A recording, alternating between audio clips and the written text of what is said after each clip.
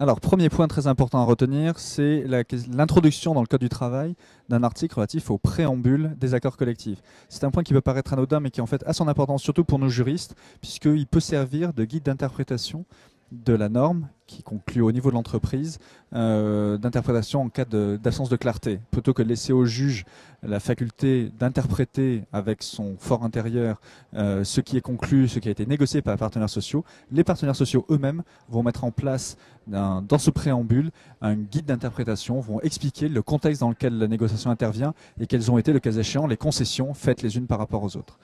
Le second point qui me semble est important dans cette loi, dans la partie que j'ai couverte, c'est celle relative à la nouvelle comptabilisation de qui peut voter, qui peut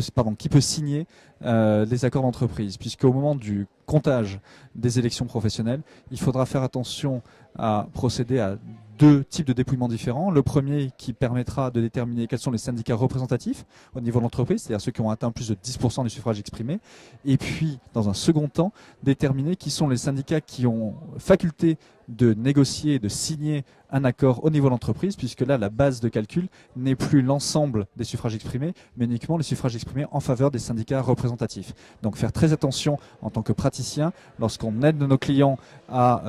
compter les résultats des élections, ne pas oublier ce deuxième comptage, celui de la majorité à atteindre pour signer un accord d'entreprise.